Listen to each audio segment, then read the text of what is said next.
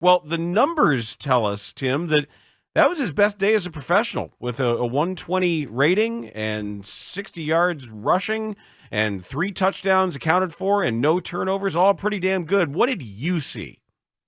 Yeah, thanks for having me. I thought it was great, right? I thought it was another quality outing. To me, I think the most encouraging part is that you saw back-to-back weeks where he really limited his bad decisions, right? I think when I first came on here with you guys, we were talking about, 6 to 7 clips a game, and now really it's 2 or 3 where you're really categorizing them in the bad. So I thought he did a really good job. I thought he played effective football. I think he had kind of demonstrated on a couple of those scrambles what we were talking about last week, where it was like, hey, let's not lean too heavy on just QB design runs, because what his most explosive run is going to be anyways is scramble, right? When he drops back, the backs turn and they start covering people. When he takes off, he's tough to catch. So I do think it was another quality performance. I think you're seeing the offense put 2 straight weeks together.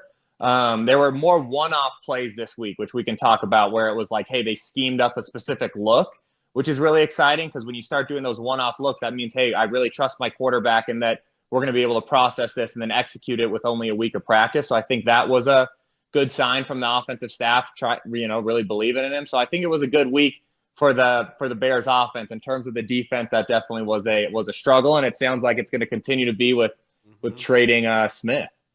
Tim, how did you think Justin Fields looked in the pocket, and is there a difference between what he looks like in the pocket now than what he looked like, 3 weeks ago? Yeah, I think his eyes, right? I think he looks more certain with what he's looking at. And I think you can tell that with the quarterback by, are they hitting their back foot? Are they getting that one hitch and then ripping the ball? Or are they kind of hitting the back foot and feels like they're hopping back, like Zach Wilson right now, right? When you watch him play, it feels like he's constantly dropping back because his eyes aren't certain. And if your eyes aren't certain, it's really hard to play on time. It's really hard to be decisive with the football. So, yeah, I think from the pocket, he definitely looks like, man, my eyes are in the right spot. He's comfortable driving the ball, which I think is where you're seeing some of these plays where it's like he's hitting these guys in stride now, and they're getting up the field and going and making some more plays, right, with their yak. So to me, I think you are seeing him be more decisive from the pocket, but I think all that has to do with he just knows exactly where he should put his eyes on certain concepts, which is a testament to what this coaching staff is doing with him. Was one of those one-off plays the bomb to Velus Jones that he laid out for some reason that hit him in both hands that he couldn't catch? So the biggest one-off look for me, that was one of them, but the biggest one-off look for me was the wide-open shot to Mooney. The one where, hey, where he routed up Diggs, where he started out in and then turned him out? Yeah. Exactly, because what they're doing on that is they're showing boot. And they were so effective on boot that then Diggs has to do what? He has to start chasing across the field. So Mooney sells the over route, sits right around where the center is, and snaps it back to the sideline. And Diggs basically has to do a 360 and run 97 yards, right? Like that was a perfectly designed play. And because Fields is so athletic and can show boot and then pull up and rip it back, I mean, those are the kind of things those are really exciting schematic looks. It's one of the things that you're going to get this week with the Dolphins, right? I watch Tua every week. They're really good at scheming up one-off looks. They trust Tua to do it. You're now seeing that with Chicago where, listen, they're saying, hey, we think we can beat them. We're going to run boot, boot, boot, and then we're going to do boot throwback, and we trust Mooney to go ahead and execute the route. We trust Justin to pull up and deliver a backside, and that's a really good sign for an offense. Since you brought up Miami, when you are looking at tape of their offense, what are the ways that you think they might be able to exploit what is a lesser Bears defense right now? Oh, I mean, I don't really want to answer this question on the airways because I feel like I'm going to get berated on Twitter. But the truth is they're hard to stop if you have a great defense. Mike McDaniels, to me, is the guy that everyone has been chasing from pairing an offensive-minded coach with a young quarterback and seeing what you can get. And then now throw in the fact that they have weapons, right? You have Tyreek Hill, who's going to take the roof off everyone. You have to dedicate 2 to Tyreek Hill. If you don't, he's going to win one-on-one. Then you have Waddle, who's probably one of the better route runners in the NFL, that if you decide to bracket Tyreek, they're going to motion Waddle to the same side. Then now you're one-on-one with maybe your nickel, if you're lucky formationally, because they're going to motion to it. So to me, they're going to execute through RPOs. You're going to see a ton of I think there's a lot of stuff on tape that we'll see with Miami and you'll see on the TV copy that we should be seeing with Justin. And I think the Bears offense is getting to it where there's more RPO. The thing about Justin that's a little bit more dynamic than Tua, though, is he can actually run it as well. So you can have run-to-run reads, and then you can have run-to-pass.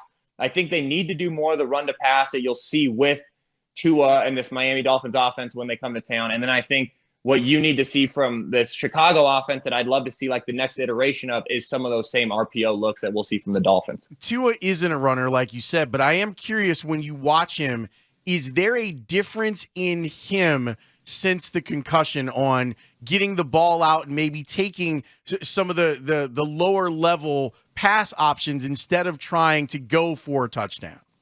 Yeah, I wish I could tell you, that the hit changed him, but no, he still holds on to the football and he's still trying to, lower his shoulder every once in a while. So yeah, I for Tua's sake, I hope it speeds him up a little bit, but unfortunately for Dolphins fans, no, he is still holding on to the football and trying to drive it down the field, and he's still getting whacked around a little bit because of it.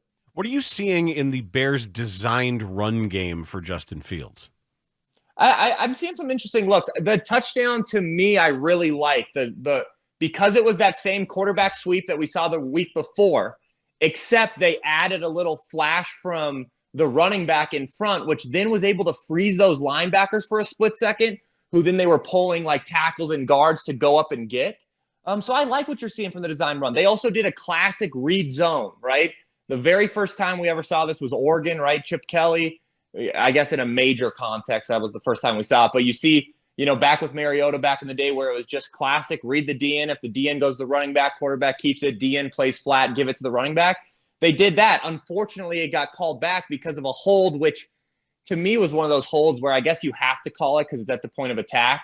But to me, like that didn't impact the play. So we got to keep, 85's got to keep his hands off. But to me, that was good to see. So I think we're seeing some wrinkles that I really like.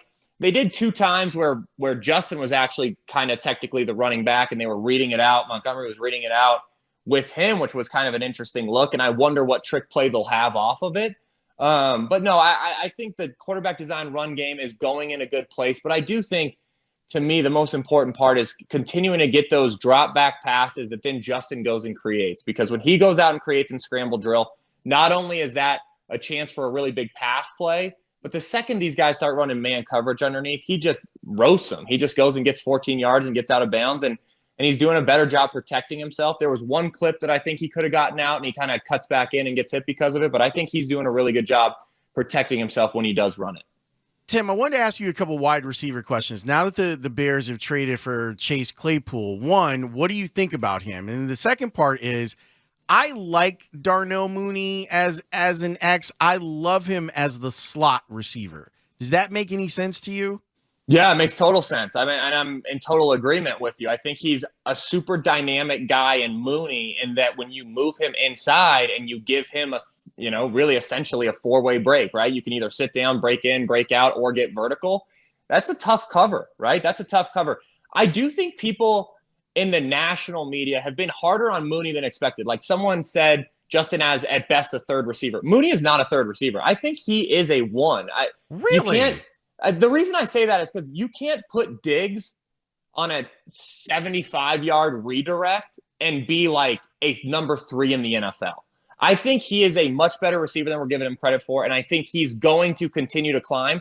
And I honestly think you're going to see his production increase drastically with a guy like Claypool outside of him. Can he be a 1 at his size?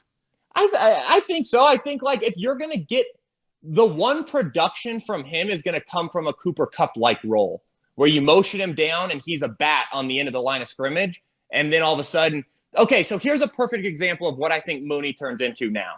The shallow leak that they ran, where they ran the shallow cross that turned vertical, that Justin throws the 50-50 ball and he doesn't make the play on. I think it was Pettis maybe. Anyways, going into the end zone. Epitome of St. Brown. Yeah, Yes. Yep. Now that's Mooney. Because now formationally Mooney is going to move in and he'll be the shallow guy. That's going to be a walk-in touchdown. There is no one on planet Earth who's going to run across the field on a shallow leak with Mooney that you're going to be able to cover with him when Claypool's outside of him. So that's what I think we haven't been able to see yet, that now when you're talking about dialing up these one-off shots, these shallow leak plays, these kind of, they're kind of special shot plays you put in for a week, when now Mooney is that guy, it's going to be really exciting stuff. And then, oh, by the way, guess what? If you decide to bracket Mooney in the slot, we'll just throw the one-on-one vert to Claypool outside of him. That's what I think this trade is going to give the Bears offense that they haven't had. Is it going to be hard to get a full production week out of him this week? Yeah, right, because you just made the trade. But I do think moving forward, down the stretch, I think the Chicago offense is going to be really good. And honestly, I think they're going to have to be, because when you trade Roquan, right, I think there's some there's some holes on this defense. So I do think the Bears are going to have to be great on offense, but I think they have a chance to be. Well, that's good news. I like hearing all of that, what you said. And I love seeing what I've seen from Justin Fields. So now what becomes the coaching points for him over the next few games, considering that there's some upheaval inside of his locker room? There are guys coming in, there's guys going out. What would you like to see him continue to do well? One, he's got to be the guy who steadies the ship, right? He's got to be the guy who gets in that locker room and says, I don't care who we're trading away. We're here to win freaking games, right? And he needs to be that guy first and foremost. Then you go to offensively, what I would be coaching him on. If you drop me in, you said, hey, Tim, you got to consult for the Bears tomorrow. It's, listen, dude, now we've got you some help outside with Chase. Let's go ahead and make sure we're perfect with our progressions, because there have been times where he speed reads things, meaning he gets off 1 and 2 and gets to Mooney.